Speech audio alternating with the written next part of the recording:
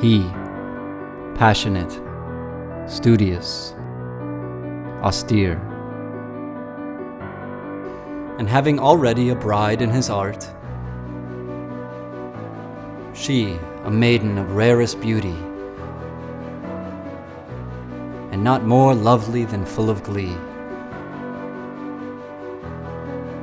all light and smiles, and frolicsome as the young fawn,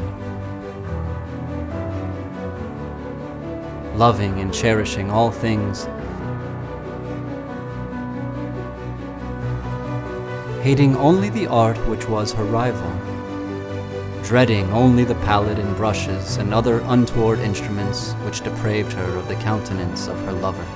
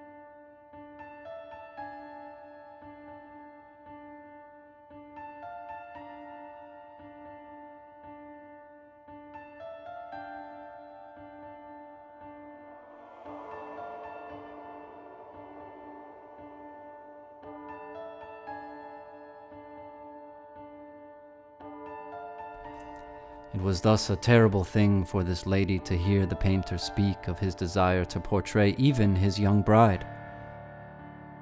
But she was humble and obedient, and sat meekly for many weeks in the dark, high turret chamber where the light dripped upon the pale canvas only from overhead. But he, the painter, took glory in his work, which went on from hour to hour and from day to day.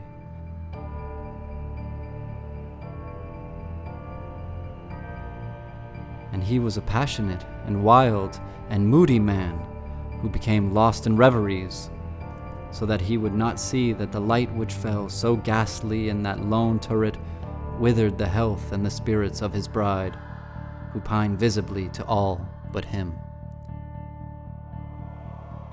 Yet she smiled on and still on, uncomplainingly, because she saw that the painter took a fervid and burning pleasure in his task, and wrought day and night to depict her who so loved him, yet who grew daily more dispirited and weak.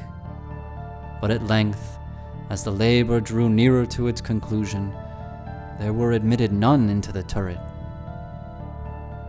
For the painter had grown wild with the ardor of his work, and turned his eyes from canvas merely, even to regard the countenance of his wife. And he would not see that the tints which he spread upon the canvas were drawn from the cheeks of her who sat beside him. And when many weeks had passed, and but little remained to do, save one brush upon the mouth and one tint upon the eye, the spirit of the lady again flickered up as the flame within the socket of the lamp. And then the brush was given, and then the tint was placed, and for one moment the painter stood entranced before the work which he had wrought. But in the next, while he yet gazed, he grew tremulous and very pallid and aghast, and crying with a loud voice, "This is indeed life itself," turned suddenly to regard his beloved.